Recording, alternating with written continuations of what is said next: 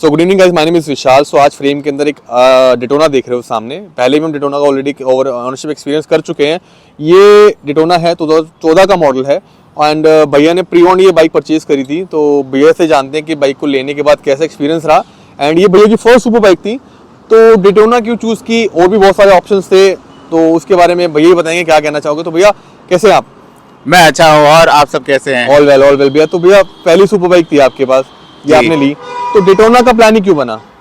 Daytona देखिए, जैसे मैं पहले पल्सर 180 राइड करता था। अच्छा। तो ये मेरी फर्स्ट सुपर बाइक है। तो मैं चाहता था कि मैं एक पहले स्मॉलर बाइक से शुरुआत करूं, अपना थोड़ा सा हैंड्स ऑन उसमें करूं, और एकदम से जंप आप 1000 सीसी की बाइक पे जंप करना आई डोंट थिंक कि एक गुड ऑप्शन है। बिल्कुल तो उसके हिसाब से इफ यू कंपेयर 675 सीसी और आसपास की इस कैटेगरी में, I believe this is the best and the fastest 650 ever.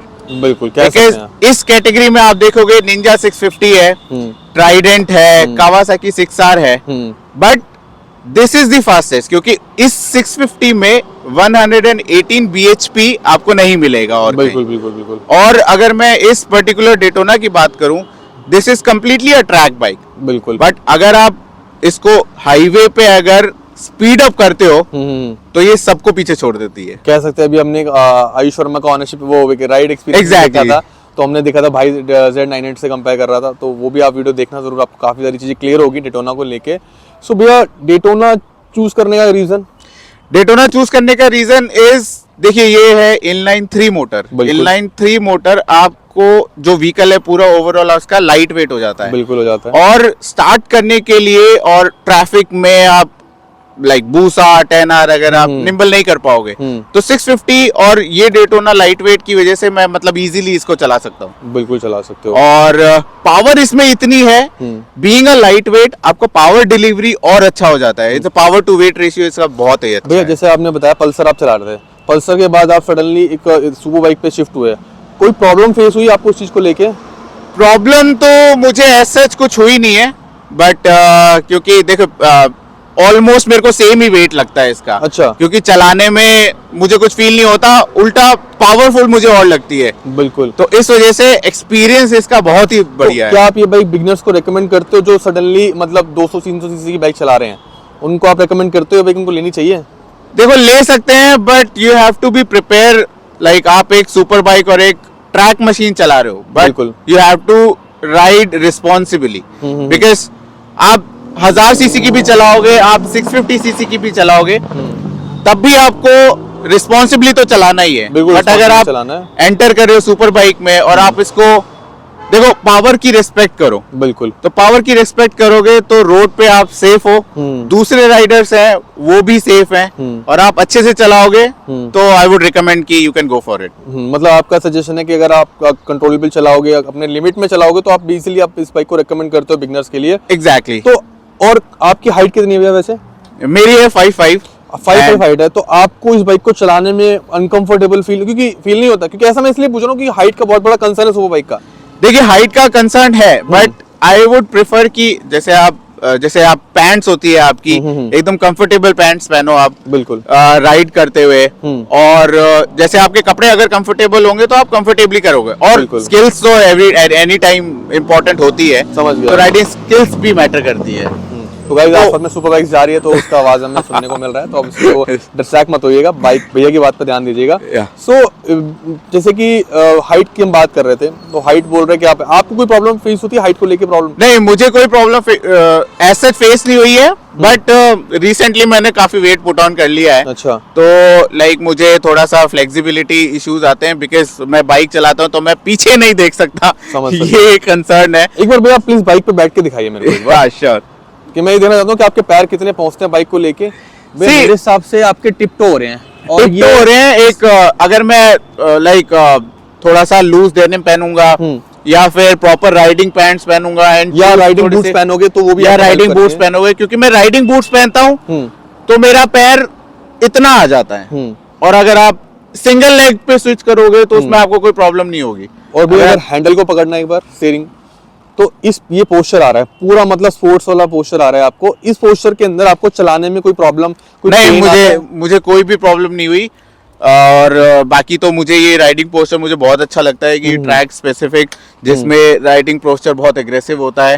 वैसे कंफर्टेबल बाइक्स भी आती हैं जिनका पोस्चर इतना एग्रेसिव नहीं होता है, but I personally like it, तो मैं इसमें कोई चैलेंज फेस करता नहीं हूँ। मतलब क्या बात है भैया, मतलब बहुत बड़ी बात है, क्योंकि जनरली लोगों के क्वेश्चन बहुत रहते हैं कि भैया हमारे लिए अनकंफर्टेबल है, हमें प्रॉब्लम हो रही है, सारी चीजें हो रही है। नहीं, until and unless you enjoy it, कुछ भी अनकंफर्टेबल नहीं होता। जैसे लोगों को लगता है अनकंफर्टेबल है, लोगों को लगता है कि जो एकदम कंफर्टेबल पोजीशन होती है वो ज्यादा अच्छी होगी, बट मेरे को उसमें लाइक बिल्कुल। और ये बाइक आपने ऑलमोस्ट 10,000 किलोमीटर क्लॉक कर लिया। एग्जैक्टली। तो 10,000 किलोमीटर का एक्सपीरियंस कैसा रहा भैया आपका? 10,000 किलोमीटर कब हो गए मुझे पता भी नहीं चला है। मुझे तो अभी भी ये फील लगता है कि मैंने चलाई ही नहीं है, तो मैं इसको और एक्सप्लोर करना चाहता हूँ। And like this is the बहुत ही वंडरफुल मशीन है ये। अगर आप डेटोना अगर आपको कहीं से मिल रही है, दैट इज वेरी रेयर, और इस स्पेसिफिकेशन के साथ में और इस फिगर्स के साथ में आपको ऐसी पावर तो नहीं मिलेगी। और भैया 10,000 किलोमीटर के अंदर क्या क्या प्रॉब्लम आपको फेस करने को देखी इस बाइक के अंदर आपको? 10,000 किलोमीटर के अंदर लाइक इसमें मुझे एक थोड़ा सा स्टार्टिंग इश्यूज हुआ था, बट ये मैंने बाहर से करवा के उसको रेक्टिफाई कर लिया। स्टार्टिंग इशू मतलब स्टार्टर में प्रॉब्लम आ रही थी? स्टार्टर मोटर का थोड़ा सा प्रॉब्लम था, बट क्योंकि क्या होता है कि व्हीकल रनिंग में रहता है तो प्रॉब्लम्स कम आती है। अच्छा। अगर आप उसको खड़ी कर दोगे, 2-3 महीने नहीं चलाओगे तो प्रॉब्लम ज्यादा आने लगी। तो अगर रनिंग मशीन है तो कोई प्रॉब्लम नहीं। आपने रेक्टिफाई कराया? वो रेक्टिफाई कराया, फिर उसके बाद थोड़ा सा थ्रॉटल बॉडी का भी वो आया था, बट क्लीन कराने के बाद में वो अपने आप रेक्टिफाई हो गई, क्योंकि थ्रॉटल बॉडी का स्टार्टर मोटर से कनेक्शन बहुत वो है, कनेक्टेड है। और इसकी सर्विस आप शोरूम पे कराते हैं, बाहर कराते हैं? इसकी सर्विस मैं बाहर से ही करवाता हूँ, बिकॉज अगर हम शोरूम पे जाते हैं तो उसमें हर एक चीज का लेबर कॉस्ट इन्वॉल्व होता है। बिल्कुल होता तो है। अगर if you want to save money तो आप बाहर से जा सकते हो। लाइक 6-7,000 में ये सर्विस इजीली हो जाती है। सारे पार्ट अगर आपकी बाइक में कुछ मेजर इशू नहीं है तो 6-7,000 में हो जाती है। और कोई एक्सपीरियंस शेयर करना चाहते हो भैया डिटोना को लेके? क्योंकि मेरे माइंड में जो कंसर्न थे आपकी हाइट को लेके, मेरा ज्यादा थोड़ा सा मैंने पॉइंट आउट किया। हाँ। कि लोगों को बड़ा प्रॉब्लम था। अब उतर जाइए, कोई प्रॉब्लम नहीं है। कि लोग बड़ा बोलते हैं कि यार हाइट कम है, हम लोग अनकंफर्टेबल है, हम चला नहीं पाते, तो वो चीज आपने बहुत अच्छे से क्लियर करी। हाँ। और इस बाइक को मेंटेन करना कितना मुश्किल है भैया आपके अकॉर्डिंग?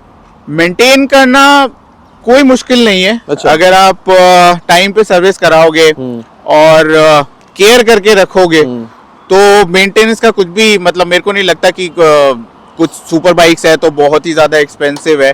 हाँ, थोड़ा सा ज्यादा है नॉर्मल बाइक से, मतलब थोड़ा सा एक्सपेंसिव होता है, बनता है, बाइक है, वो तो बनता है, वो बनता है, बिल्कुल बनता है। अगर आप वो एक्सपेंसेस को अगर आप इसके जॉय के साथ में कंपेयर करोगे तो आपको वो कुछ भी नहीं लगेगा, बिकॉज हम जो चीज पसंद करते हैं उसके लिए हम खर्च कर सकते हैं। बिल्कुल कर तो सकते ये हैं। हमारा पैशन होता है।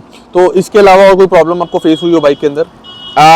ऐसा मुझे कुछ प्रॉब्लम फेस नहीं हुई है, इट्स ऑल गुड। मतलब आपका कहने का मतलब है कि ट्रायम्फ है, रिलायबल है, exactly. इतने इश्यूज नहीं आते जितना मार्केट में सुनने के लिए मिलता है। हाँ। कि जापानीज क्यों नहीं लिया, हाँ, ऐसा कुछ नहीं है। Triumph is a very good machine. और क्या बोलूं, मतलब कंपैरिजन तो कुछ है नहीं इस मशीन का। बाकी क्वेश्चन मेरे माइंड में आया कि ऑलमोस्ट 10 साल पुरानी बाइक है जी, ऑलमोस्ट 10 साल पुरानी बाइक है और चल चुकी है समवेयर अराउंड, कितनी चल चुकी है ऑलमोस्ट? ये कितने किलोमीटर चल चुकी है भैया? ये है 26K चल चुकी है। ये 26,000 चल चुकी है, 10 साल पुरानी बाइक है। आपको लगता है कि आपका ये बाइक और आगे वाले आने वाले टाइम में साथ देगी या कोई प्रॉब्लम आपको फील नहीं कराएगी? देखिए, वही डिपेंड करता है टाइम टू टाइम सर्विस और पार्ट्स आप एकदम मतलब जेन्युइन डालो। अच्छा। तो बाइक आपके साथ ही रहेगी। बाइक को केयर करके रखो तो बाइक आपके साथ ही रहेगी। तो भैया पार्ट्स का क्या सीन है? जैसे कि डिसकंटिन्यू मॉडल है, डिसकंटिन्यूड है, बट पार्ट्स अवेलेबल हो जाते हैं, ऐसा कुछ नहीं। आपको कोई प्रॉब्लम फेस नहीं? नहीं, कभी नहीं। मेरी तरफ से भैया इतना ही था। और बाकी लास्ट में एक एंड में आपसे जरूर बात पूछना चाहेंगे, ट्राइडेंट नई 660 आ चुकी है, क्या सोचते हैं बाइक को देख के? क्या लगता है?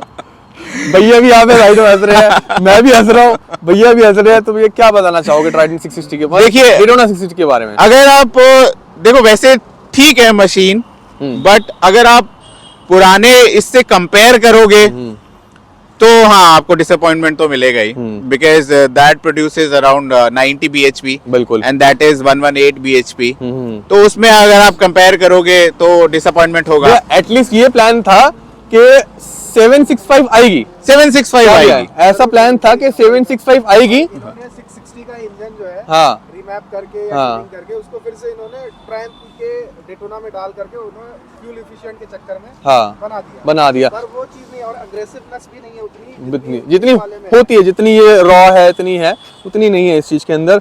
तो ओवरऑल भैया 10 साल पुरानी बाइक है, 26,000 ऑलमोस्ट चल चुकी है, तो लोग आज भी इस बाइक की डिमांड करते हैं। प्री ऑन में बहुत अच्छी मार्केट है, राइट। तो क्या उन लोगों को ये बाइक लेनी चाहिए? आपका कहने का मतलब है लेनी चाहिए। लेनी चाहिए, exactly, because Daytona pre owned market में आती है और सेल आउट हो जाती है। दिल्ली वाले की भाषा में बोलते हैं ना, अफीम है। वो वाला कंसेप्ट है इस बाइक को लेके। But Right. Guys make sure bike जहां से भी लेते हैं चेक करा लीजिए, इंस्पेक्ट करा लीजिए। एक्सीडेंटल हिस्ट्री क्लेम नहीं होना चाहिए, कोई प्रॉब्लम नहीं होनी चाहिए बाइक के अंदर। आपके पास ओन टेक्नीशियन होना चाहिए अगर आपके पास बाइक नहीं है तो। एंड ये बेसिक स्पेसिफिकेशन आपको बाइक लेने से पहले आपको नॉलेज होनी चाहिए, तभी आप इस बाइक को लेना। क्योंकि ऐसा ना हो कि बाइक ले लो फिर बाइक में आपको पैसे लगाने पड़े, प्रॉब्लम पे प्रॉब्लम फेस करनी पड़े, तो आपको उस बाइक से डिसअपॉइंट हो जाओगे। जैसे कि भैया के साथ एक्सपीरियंस हुआ कि भैया खुश है बाइक के साथ, कोई ऐसा मेजर प्रॉब्लम नहीं हुई ओवरऑल बाइक के साथ। right. और भैया ने भी प्री-ऑर्डर परचेज की थी। तो एक बार लास्ट में भैया इसकी आवाज सुनाए थे, क्योंकि ऐसी प्रोजेक्ट लगा हुआ है तो लास्ट में Yeah. आवाज सुनानी जरूर बनती है।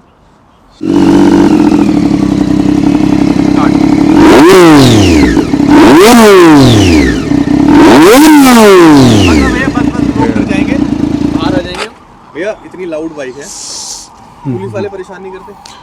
पुलिस वाले अभी से पूछता हूँ आपसे। पुलिस वाले तो करते ही हैं परेशान, ऑल्दो चालान तो है ही, भैया आपको बट पुलिस ने रोका?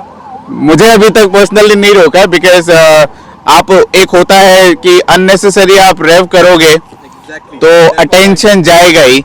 अगर आप नॉर्मली निकल जाओगे अपना सिटी में, आप रिस्पॉन्सिबली चला रहे हो, स्लो चला रहे हो और सबका ख्याल करते हुए चला रहे हो, तो यू आर सेफ, नहीं रोकेंगे। तो मेरा इसीलिए मैं सबसे क्वेश्चन पूछता हूँ, ताकि बहुत लोग बोलते हैं कि यार आप नेसेसरी थ्रॉटल दोगे तो आपको प्रॉब्लम होगी ही होगी। हाँ। तो मेक श्योर उस चीज़ का आप ध्यान रखिए। बाकी भैया के साथ मिलके ऑनरशिप रिव्यू करके बहुत मजा आया। अभी भैया के साथ एक वीडियो आने वाला है भैया के साथ, वो आप जरूर देखिएगा, क्योंकि भैया बहुत अच्छी बाइक चलाते हैं, काफ़ी किलोमीटर क्रॉस किए। तो मिलेंगे भैया के नेक्स्ट वीडियो में नेक्स्ट बाइक के साथ। तो थैंक यू सो मच भैया। Thank you.